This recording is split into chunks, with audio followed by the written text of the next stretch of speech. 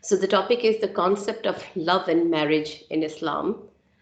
And this was a topic that was one of the suggestions from the sisters. So I just took this up. Now, in today's discussion, we'll discuss, these are the points that we'll discuss. We'll talk about the importance of marriage in all religions, then what Islam says about marriage, and Islam and the concept of forced marriage, role of a wali in an Islamic marriage, why Islam prohibits relations outside of marriage, and marriage as a source of protection for women in Islam, and why some men consider marriage a burden and restriction, prerequisites of an Islamic marriage, and Islamic concept of marriage with vice versa when you have the cultural as compared to the cultural marriage. Okay, so we will start with the hadith of Prophet Muhammad sallallahu alaihi wasallam, and I will read it. You can see the screen as well. That Messenger of Allah, peace and blessings be upon him, said, "Verily, Satan places his throne over the water, and he sends out his troops." So basically, this is hadith is about Satan, that how he had this throne and he sends his troops who are his very confident or very highest in rank Satans, who have the duties of beguiling the people, and they go and they do all, like, this, they whisper and they make people do all the wrong things. So what happened, that the closest to him in rank are the greatest as causing tribulations. One of them says, "I have done this and this," and Satan says, "You have done nothing."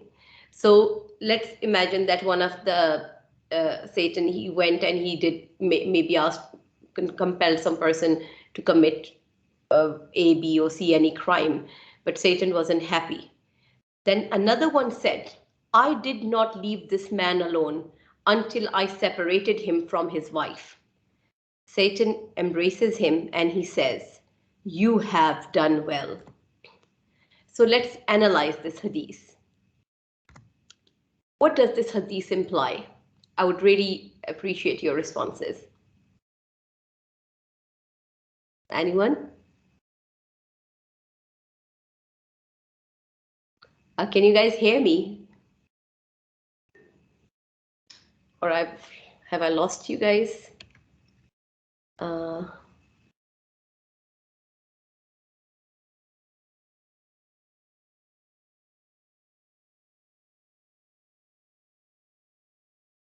Afreen, can you hear me?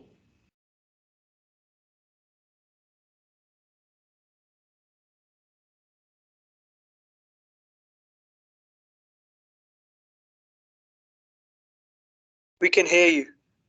Oh, sorry. Okay, so I would like to have a discussion on this. Sorry, I came back because if I don't hear anyone, I thought the discussion, it has kind of disconnected. So we are trying to analyze this hadith. So what do you think? What does this imply? Or I would like, why would something make Satan extremely happy? What do you think? No one? Or what happens when a marriage is broken? Any ideas about that?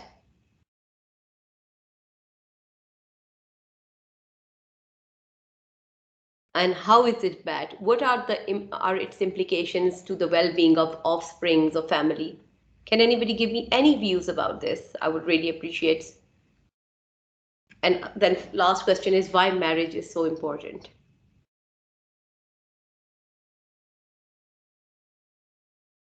Is it because marriage is at 50% of the deen? Yes, mashallah. So again, I see who's this?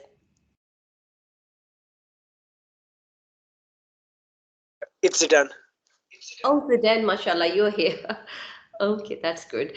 So this hadith implies that marriage has a very important status in Islam, and because marriage now, this is the whole discussion of today is based on this hadith. So we are going to look into all these questions, but I just wanted you guys to think about it. So from an Islamic point of view, marriage is a religious duty, that's one, a moral safeguard, and a social commitment. And again, it's in the Quran, it said that, "O mankind, Surely we have created you from a male and a female and made you tribes and families that you may know each other. Surely the noblest of you with Allah is the most dutiful of you.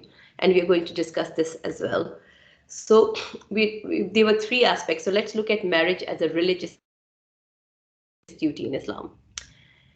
And duty means responsibility and commitment. So Prophet Muhammad sallallahu alaihi wasallam emphasizes the importance of nikah by saying, a person who can support a wife and children and does not marry, then he's not from us. So you can see this, the responsibility and taking up this responsibility of marriage. Again, Prophet Muhammad sallallahu alaihi wasallam advised Muslims to marry. He forbade the practice of celibacy. Can anybody tell me what does this mean? This practice of celibacy? The monks and even in the Catholics, the men who would not marry, or the women who would not marry and they would become nuns. So this was in Urdu, it's called rahbaniyat. So it's not allowed in Islam. He said, marriage, and Prophet Muhammad sallallahu alaihi wasallam said that marriage is my precept and my practice. Those who do not follow my practice are not from me. He also said, when a man has married, he has completed one half of his religion, as Zidane just said now. Then, so this was the religious obligation on the Muslims for marriage. And then we come to the marriage as a moral safeguard. Again, marriage guarantees physical and spiritual chastity and peace of a person and keeps the couple away from the pitfalls and temptations of the Satan. Again, chastity is one of the praiseworthy attributes of the believers, as Allah mentioned it in the following verse.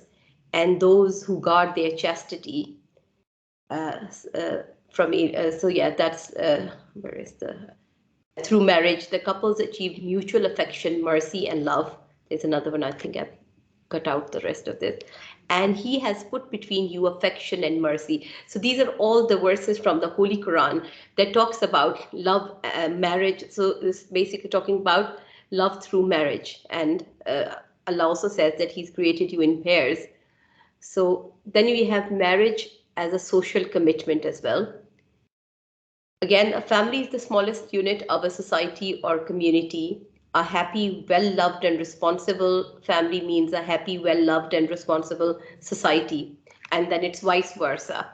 Because if we cannot, a person who comes from a problematic marriage, or if they don't have this peace at home, then that kind of has negative implications on the whole society as well.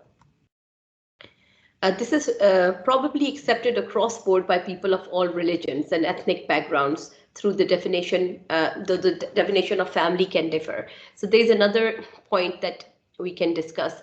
When we talk about family, do you think family in Islam is different from family, the concept of family in other religions or other traditions? I would really want to hear something from you guys on this.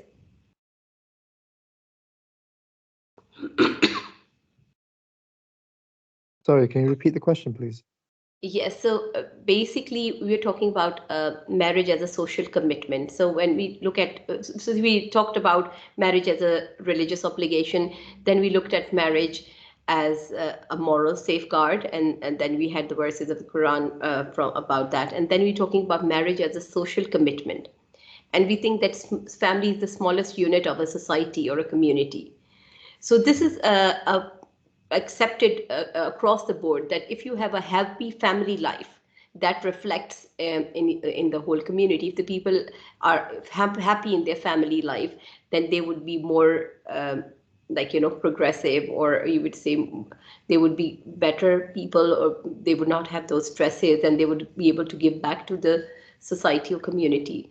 But the concept of family may differ from the concept of a family in Islam and a concept of family in other traditions and religions.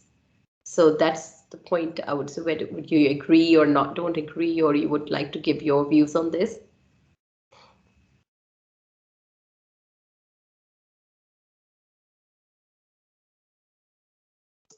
Is this in terms of like the nuclear family? Are you saying, like, is the nuclear family the best option for us out there? Yes, so how would you define a nuclear family? Like, I didn't get that. So that will be like a mum, dad, and children.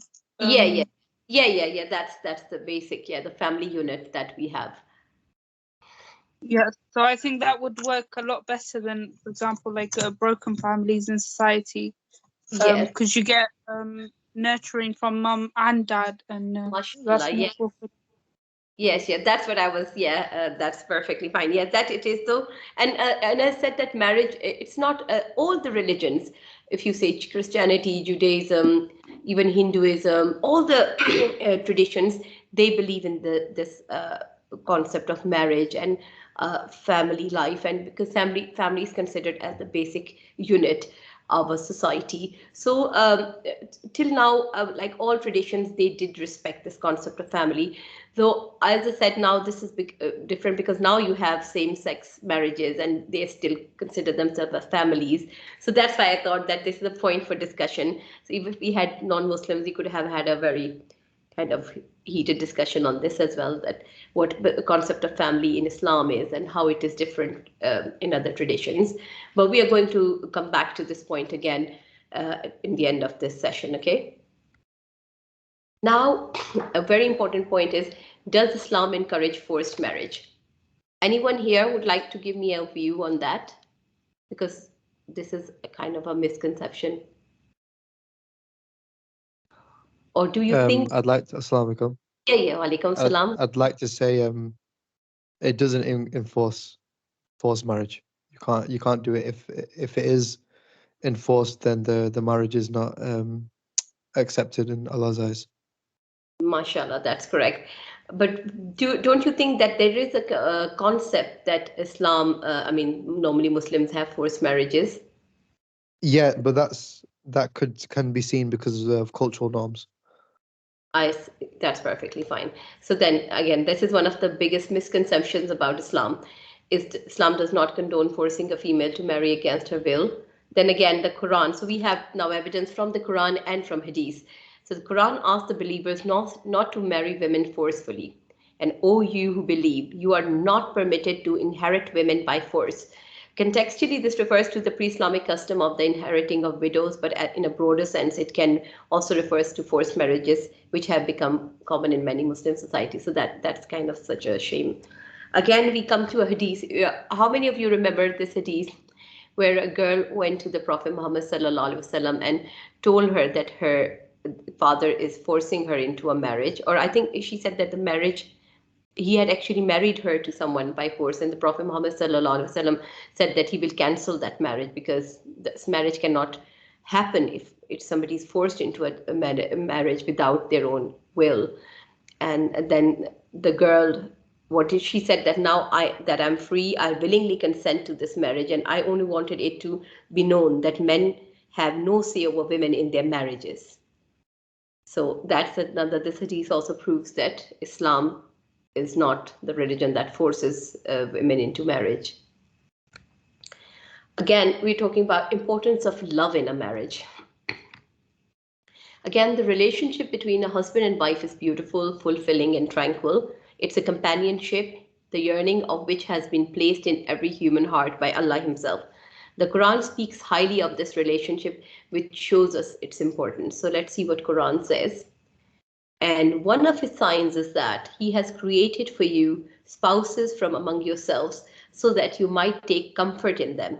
And he has placed between you love and mercy. In this, there is surely evidence of the truth for the people who carefully think. So we can you hear the azan in the background? In Pakistan, it's Isha time now. So yes, this is one of the verses of the Quran, and then we have another one. And he has placed between you love and mercy.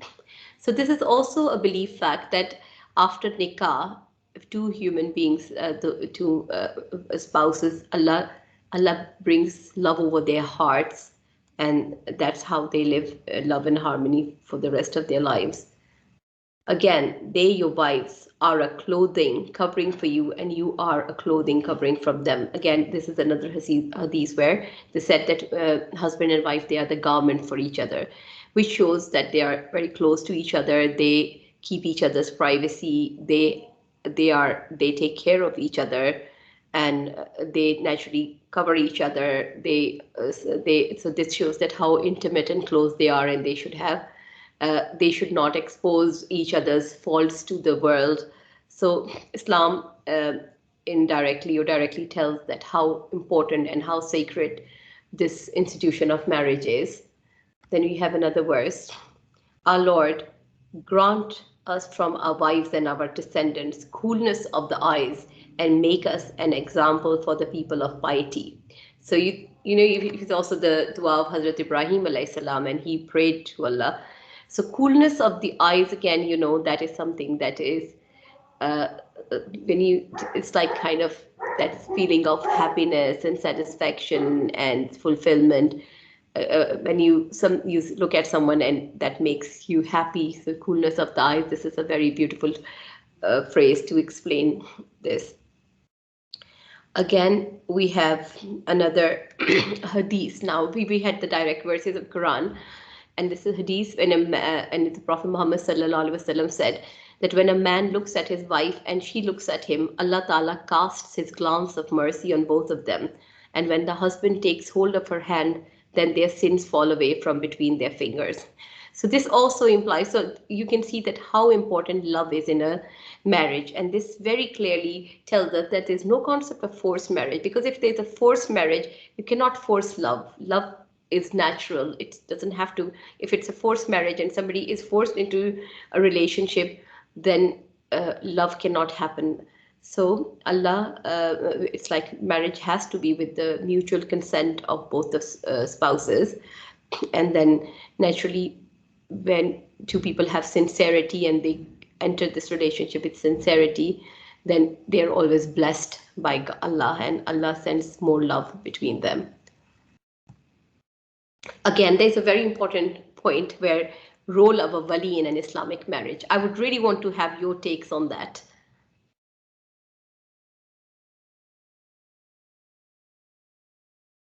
Do we have only Zidane here at the moment? Nobody else? Because I can't see. Luqman is here as well if you want to ask for him. Luqman is here, mashallah. Okay, okay, so Luqman, what do you think?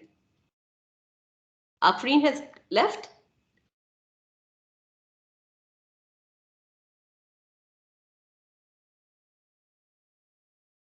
Okay, guys, can anybody tell me what do you think? Who's a wali? I think a wali is like a witness to the nikah. Oh, right? Yes. Anything else? Anybody else? What is the main role? But the role of wali is not just to be a witness. At times, you need to have two witnesses, and wali has to be other than a witness. So anybody has an idea because it's a big debate of wali nowadays. So that's why I brought this topic up, to just have a little discussion on that. So basically, okay, I'll explain. Wali is normally the father or any mahram of a girl. If father is not there, then it could be an elder brother or maybe an uncle. So most Muslim scholars, they think that especially the first marriage, if a girl has been divorced or widowed, then next time she can totally go on her own way, and that she can marry anybody of her choice. But for the first time, the presence of wali is considered very important at the time of marriage, when the nikah is taking place. So wali is basically, the concept of this father. The Christian marriages, when father gives away the bride. This is exactly the same concept, where wali is present and he is kind of giving away the daughter to her husband, and witnesses are other than that. Does that make sense? But then some of the, like naturally in Pakistan, I think this is a big debate that there's no need of a wali, because the very minimum requirement of a marriage is that you need to have two witnesses, and naturally the two willing spouses who want to get married, and then some dower. We'll discuss that later. But why wali is important, that is, I can relate to you one little incident that actually happened in a university in the UK. And because I was not sure about the role of a wali, but when I just as a chaplain, I came across this incident. That is when there were two international students who came from different countries. They're two Muslim countries, and they were in the same. So in the first year, they planned to get married, and naturally they had nikah in some masjid where they had witnesses. They had naturally a scholar, a Molana, did their nikah, and they had witnesses, and everything was decided. But there was no wali from the girl's side, and they actually decided to keep the marriage a secret from their families back home. So the girl and the boy, they did not inform their families back home, but naturally their friends, and because one of the condition of a marriage is that it has to be announced. So it was announced locally, and then they lived together for 3 years. And towards the end, like once they finished their degree, the boy suddenly, and at the time of the marriage, the boy explained that he cannot let his parents know at the moment, but he will bring them in confidence, and then they will naturally have to inform the parents. But when 3 years finished, the boy suddenly broke this news to the girl that he knows that his parents are not going to accept this marriage, so he just divorced her and he just went his way. But this girl went into a proper nervous breakdown. I mean, her life was really kind of destroyed. We had to like get counseling sessions and all that for her. So this was one incident where I realized that why wali is important, because if anybody from back home, her family or father, brother, anybody had been there as a wali, the family would have known that she's got married. Because now when she went back after studying to her own country, where after a broken marriage, she was totally shattered. And naturally, everybody was doubting the niyyah of the boy from day one, that maybe he did not have the intention of carrying on with the marriage. So that's where the issue of wali came. And I realized that, okay, now I understand the hikmah of having a wali. But I would really like to hear your views on this. So Zidan, I can see you're there. I don't know who else is there because I cannot see the screen. Can I Rahisa is still in here as well. Yes.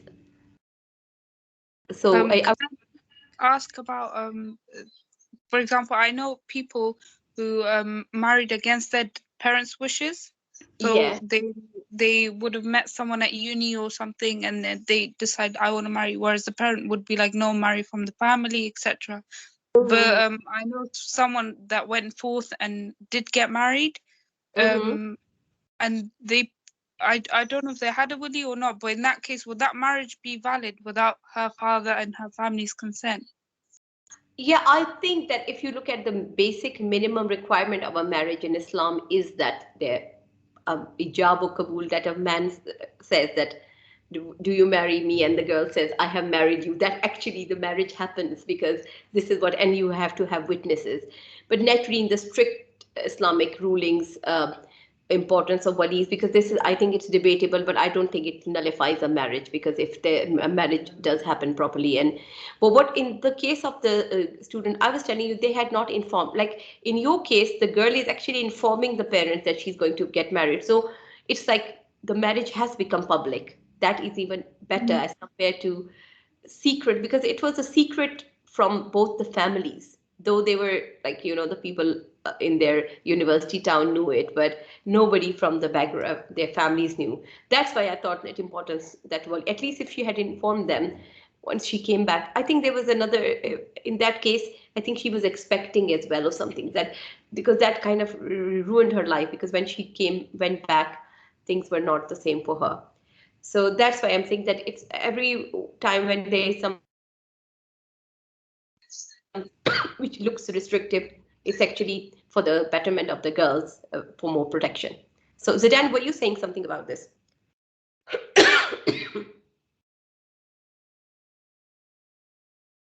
Sorry, can you repeat that? No, I just got busy for a second.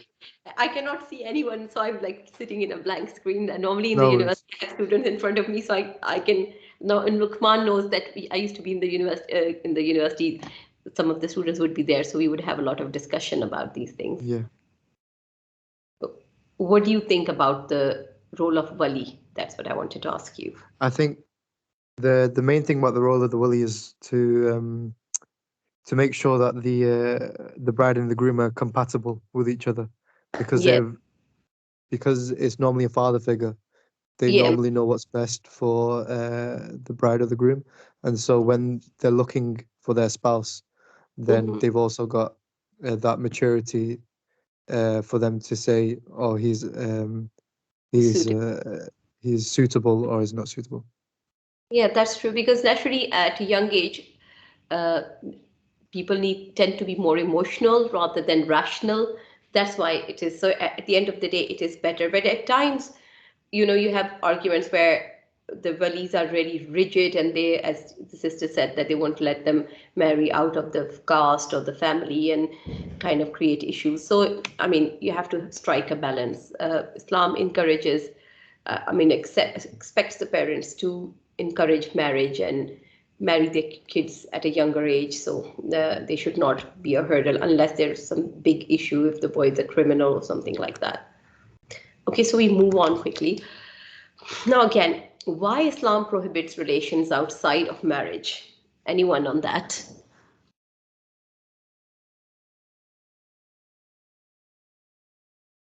Is it because like you don't want Allah doesn't want us to get attached to anyone who's just passing by?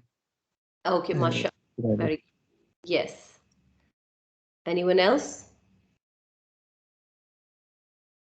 So again, marriage is a religious, social, emotional, spiritual, and physical bond between two individuals.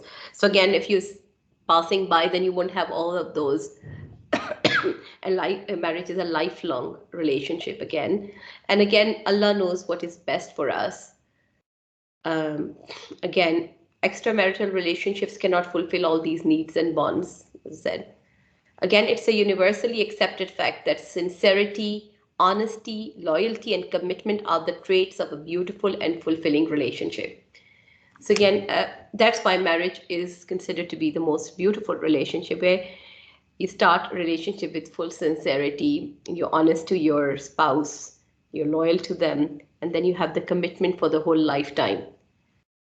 If you have small kind of patches of time where you are with someone and then you know in your mind that, yeah, that's going to pass, that cannot give you that spiritual, emotional reliance, a bonding that is needed.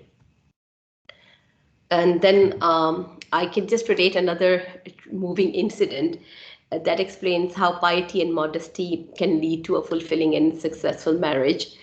So again, this, I think, I heard this by one of the scholars who was relating the story of a revered sister. And the sister was explaining how she accepted Islam.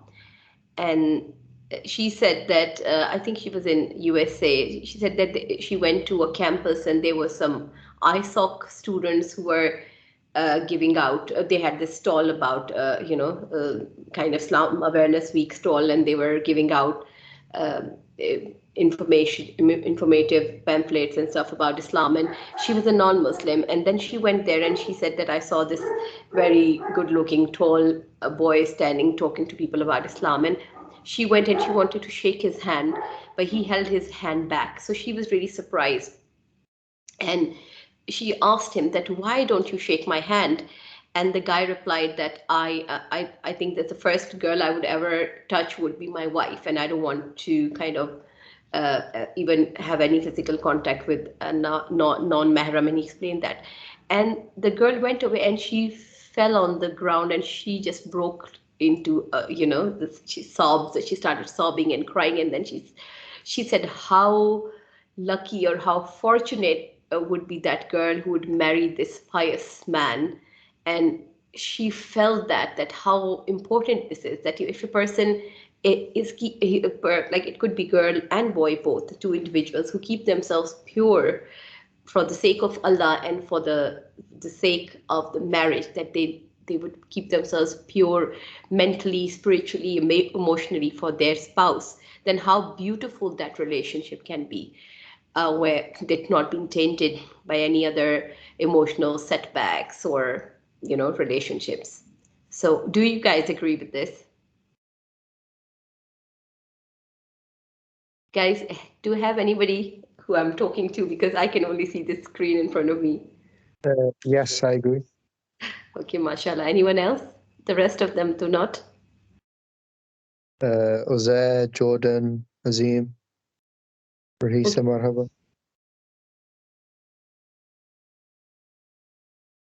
Okay, so I'll take that as a no then. Okay. Again, the point we need to discuss, that marriage as a source of protection for women in Islam. Do you agree? And can anybody explain how marriage is a source of protection for women? I want some sisters to respond to this. Yes, I agree. And how you think marriage can protect women? I think marriage is sort of like the bounding contract. So you can't have people coming using you like they do in these, relationships are not marriage. Mashallah. And it just leaves you with the burden of a child, financial difficulties as well as psychological problems. So marriage is definitely protection. Mashallah, that's beautiful. And then marriage with also a long-lasting, that's like when till death do us part kind of thing comes, that then you would have a beautiful relationship for the rest of your life and not for just a few months or a few years, you could say. So that's correct. Again, Islam strongly prohibits adultery or extramarital relationships, which encourages men to take up the responsibility of wives and family, and vehemently rejects the institution of prostitution. Again, how Islam protects this? Because Islam encourages men to take take women as their wives and respect women. So if marriages, that's why at times Islam encourages even polygamy, that a man, instead of going to these institutions like of prostitution, he should actually take the responsibility of more than one women and marry them and give them the respect and the status of a wife, and that would kind of really eradicate this prostitution, which is, this is how women would not be exploited but given the respect and honor. Okay, does that make sense? Then again, Allah commands in the glorious Quran, and come not near to adultery, for it's a shameful deed and an evil, opening the road to other evils. So that's again how strongly Quran is prohibiting this. Again, men are the maintainers of women because Allah has made some of them to excel others. So Islam has given men the responsibility of supporting the women and their families. And again, this is the beauty of Islam, that a lot of, kind of feminists just raise their fingers about Islam, men having a higher status. So it's not higher status as such, which is always made an issue. Men have been given higher extra responsibilities. So in marriage, it's not the duty of a woman to earn. A man has to provide and maintain his wife, that's why God has expects women to respect their husbands, and I think that makes the relationship more beautiful. Where though it is a mutual respect, it doesn't mean that a man is in a commanding position and a woman is in an obeying position. That's not how it is. They are considered to be companions, and so it's like mutual, it's equal relationship, but still there is more, like, again, there's a degree. Allah has given a higher degree to man, so you can have this kind of balance in the relationship. So I would like to hear your views on this again as well. What do you think? Do you agree with what is said here?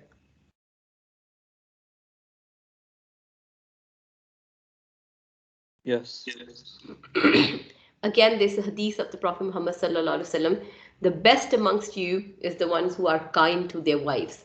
So the people, because most of the time this also happens that men, they are very, very amicable with their friends and people outside. Once they enter their homes, then they are very harsh to their wives. So that's what the Prophet Muhammad sallallahu alaihi wasallam meant, that again, the best manners should be towards your family. Again, why some men consider marriage a burden and restriction, I think that has been already explained. Again, in Islam, marriage comes with a lot of responsibilities for both the spouses, especially the men. Hence, the weaker ones tend to take the easy way out and exploit the women. Does that make sense? So only the people who have this kind of, the sense of responsibility and the dignity, they would choose to go the Islamic way and have, have marriage and family and children and take their responsibility. And the ones who don't have that dignity would then exploit women and do the wrong and evil, tread the wrong and evil path.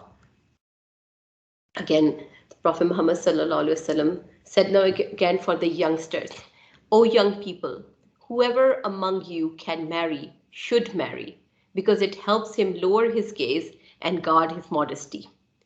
And whoever is not able to marry should fast, as fasting diminishes his sexual power. So this is like that a young man came to the Prophet, and he also talked about that his desire for marriage, but he didn't have the means. Prophet Muhammad sallallahu alaihi wasallam did not tell him to start dating or just chatting with women. He just told him to fast. So this is, Islam has given a way out for that, and that is piety is always considered very high in the eyes of Allah, and there's a lot of reward for that. Again, I have the saying of Hazrat Ali. Somebody asked Hazrat Ali that, can you give me the qualities of the best amongst the ummah or amongst the people? And that guy was thinking that now Hazrat Ali will give him a long list of qualities, but his response was, the best amongst you is the one who has the most sense of responsibility. Now again, this is so sense of responsibility is this responsibility. Any person who has this feels this responsibility towards Allah first of all, and he is responsible of his actions, responsible of his deeds. Again, then he takes up the responsibility of a family, who everybody who is more responsible, he feels who takes the shoulders the responsibility, they are the best people. Because then in retrospect, the people who run away from responsibility, who just want to have fun and not shoulder responsibility, they would be the worst. Does that make sense? Yeah.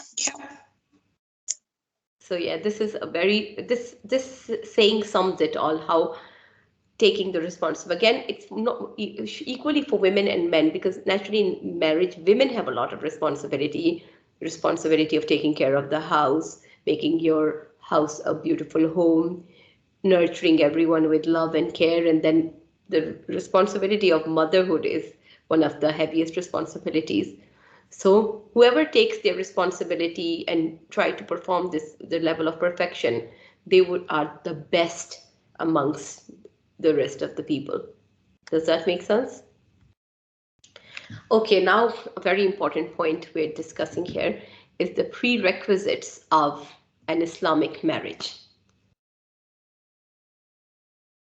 Prophet Muhammad sallallahu alaihi wasallam said, make marriage easy so that zina becomes difficult.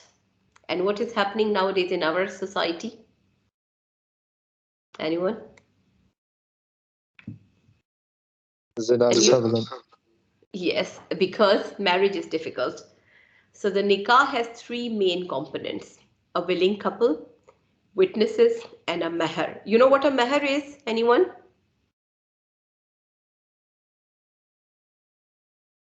It's a dowry. It's what? Oh, sorry. Okay.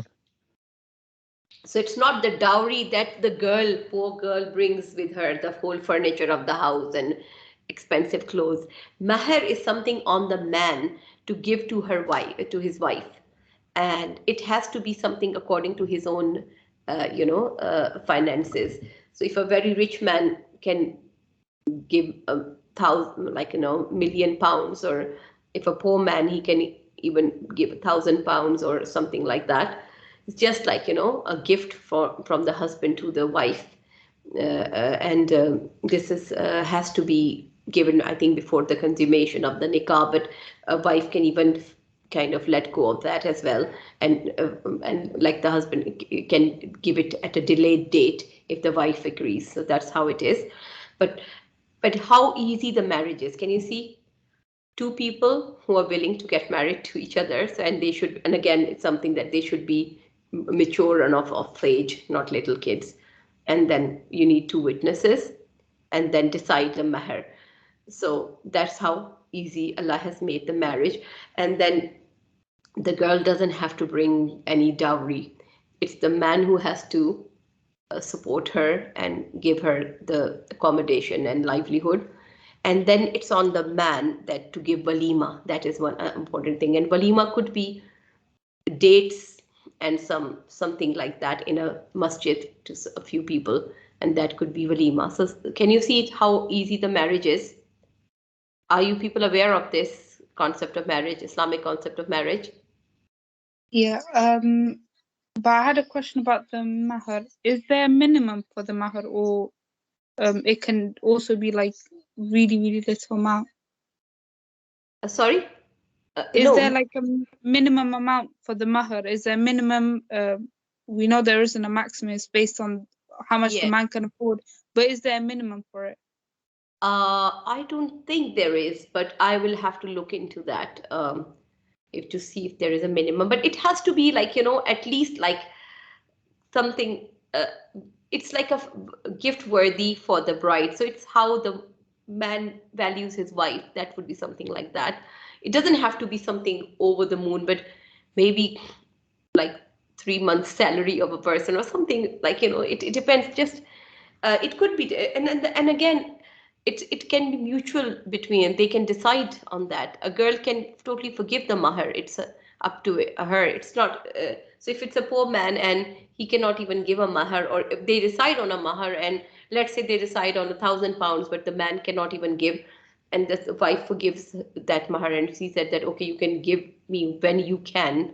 That's also fine, but it has to be with the mutual consent. Does that make sense? Yeah, that makes sense.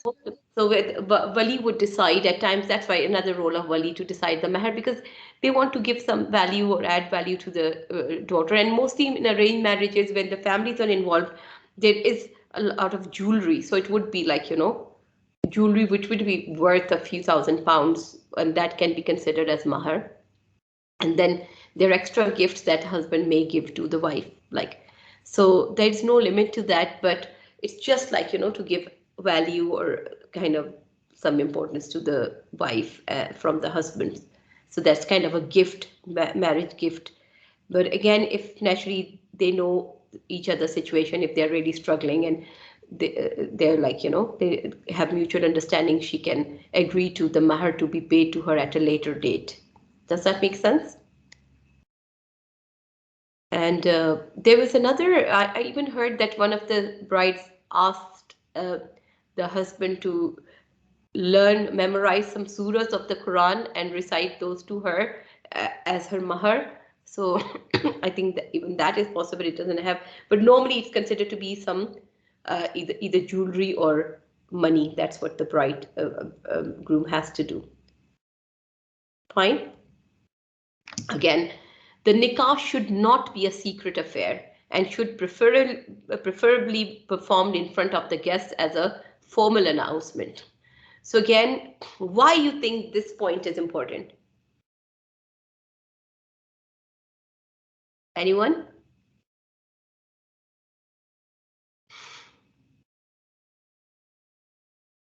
Guys, is anybody here listening to this one? The last point is that, yeah. I think it just by telling the public, it sort of tells people, this man is now married to the woman, so no one else can pursue the woman. Yes, and also that gives a value, like, it's a man who's man enough who says, okay, I've taken this woman as my wife, so now she's respectable, she's my wife. It's not a secret relationship. Does that make sense? So it's also announcing to the world that, okay, she's my wife, because the people who are doing sin and guna, they always keep their relationship secret. Does that make sense? So it's just opposite to that secret sinful relationship where you take your wife and announce to the world as if she's a source of pride for you. You tell the world that it's not that you showcase your wife with all the beautiful clothes and dresses and make her pictures viral, that okay, that's not allowed in Islam. But it's just announcing. You don't even need to bring your wife in the public. You just announce that I have married so and so. So even the name of the bride, and it's like in the nikah when people get to know. So it's not that you have to bring the wife in front of the men and tell them, okay, this is my wife. It's just that you make it public that I have married this woman. So that becomes public, that it's like, it's a respectable relationship and not a secret relationship. Does that make sense? Yeah.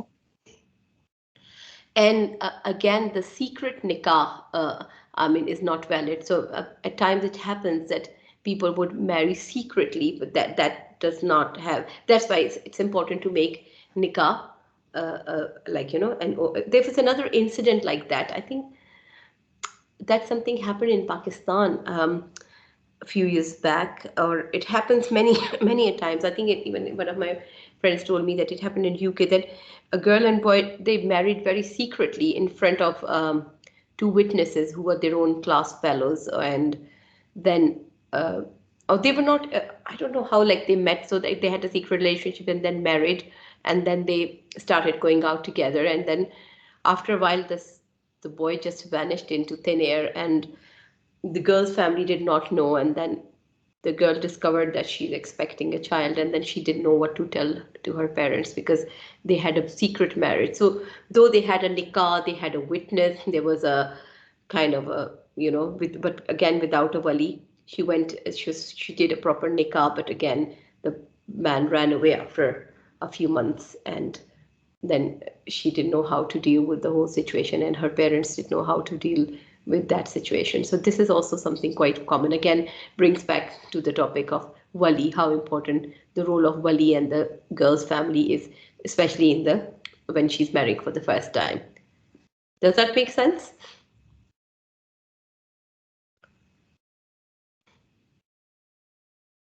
Again, another question. When you talk about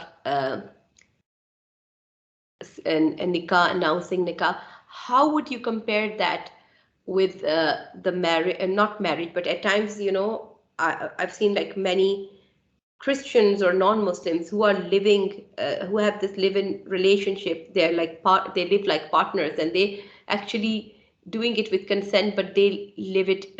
They like openly announced it that we are partners.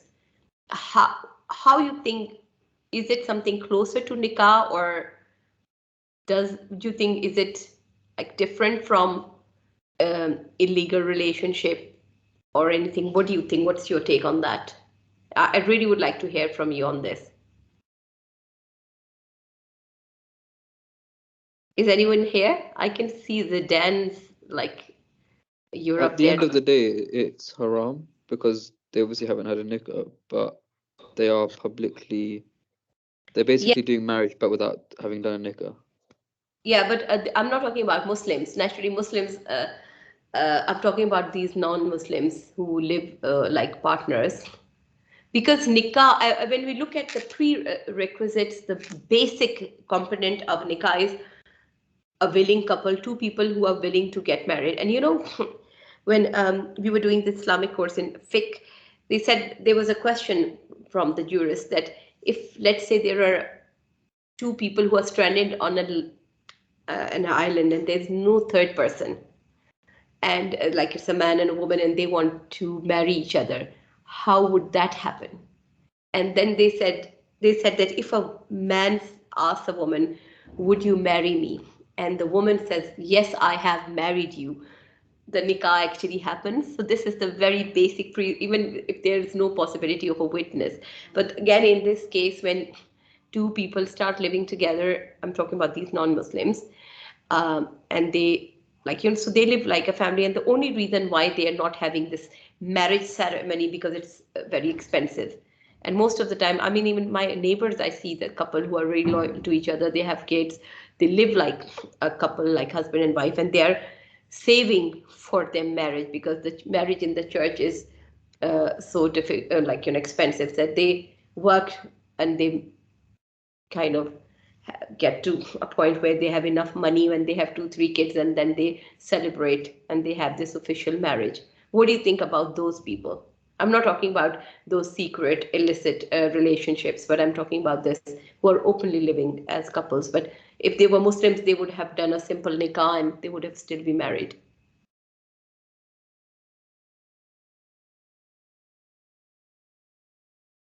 Yes, please give me your views on that.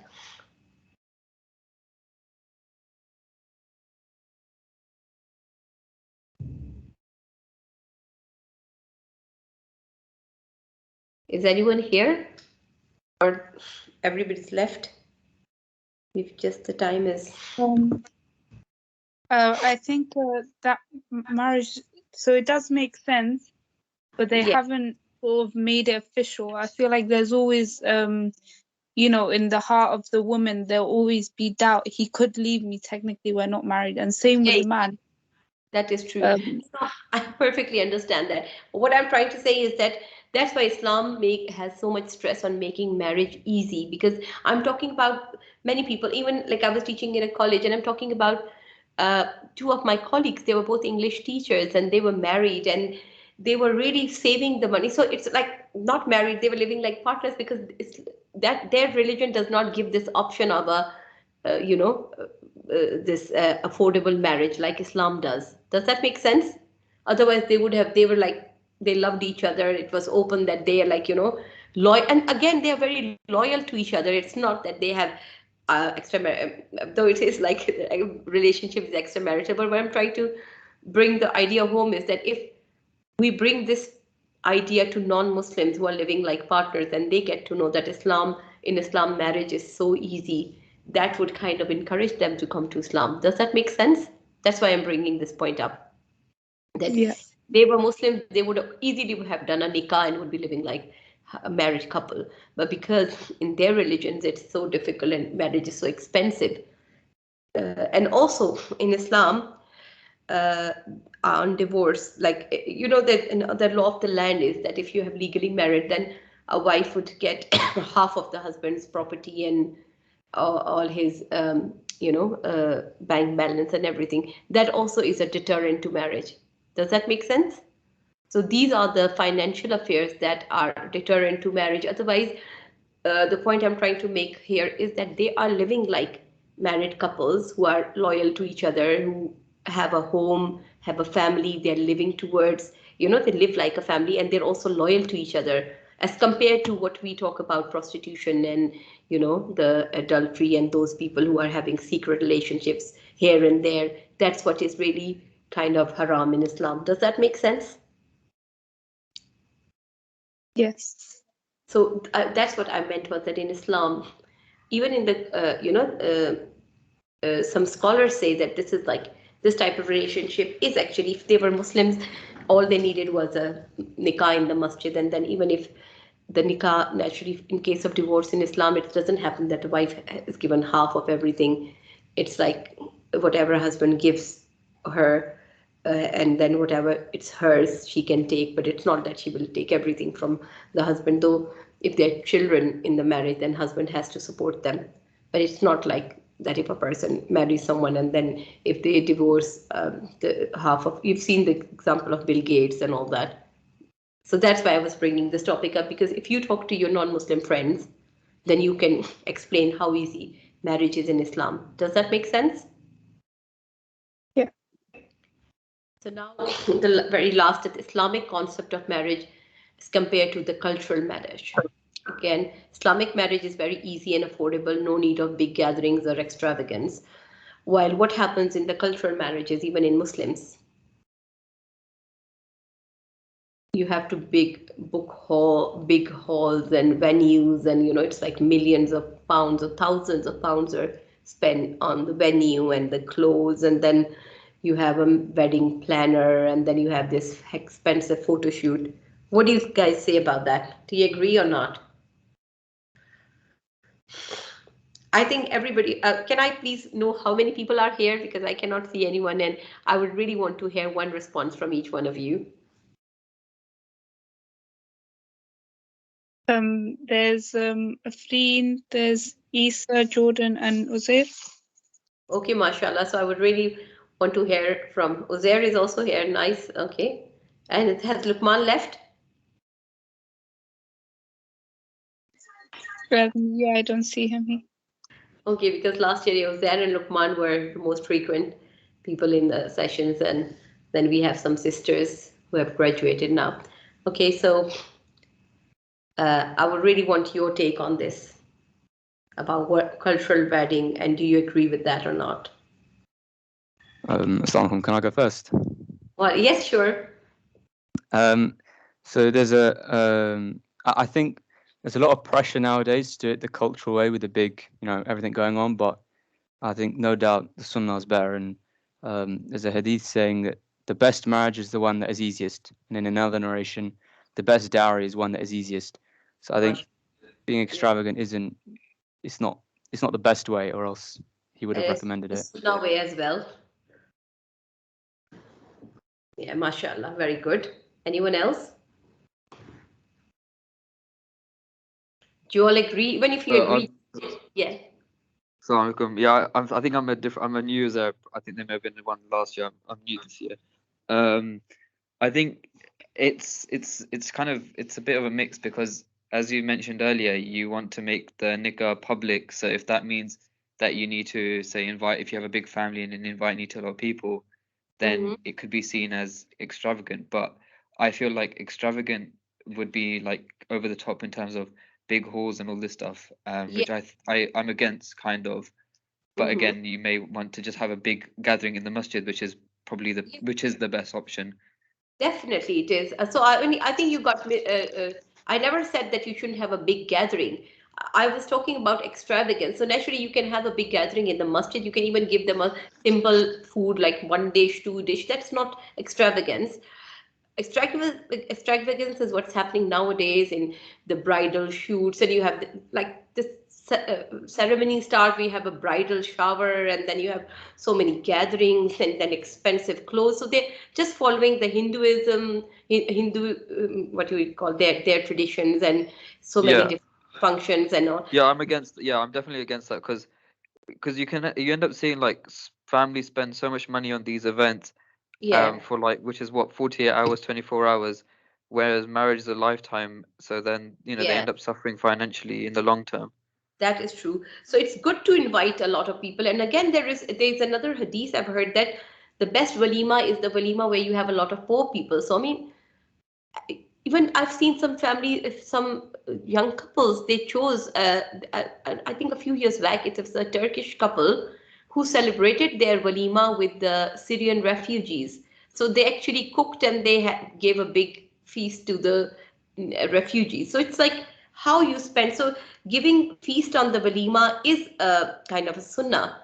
And from the man's side, if they invite the girl's family and their own family, friends, and give them food, that's perfectly fine. It could be done in the masjid. It could be done at home. It could be done anywhere, like, but not very expensive venue. So it's like not wasting money and showing off, but celebration at the marriage is something from the sunnah. So it doesn't mean that marriage has to be like with two people and two witnesses. We were talking about the limited, like the minimum, the requirement of marriage. That's why I've said it. That's the minimum. Even marriage can still happen if you have this much, two people, two witnesses, and husband and wife. But it doesn't mean it has to be. Normally in Islam, it is a family gathering. It has to be a family event where the girl's family and the boy's family and their relatives and friends should take part. But again, it should be done simply and not as a waste of money and show off. Does that make sense? Okay, I've not heard from the rest of you.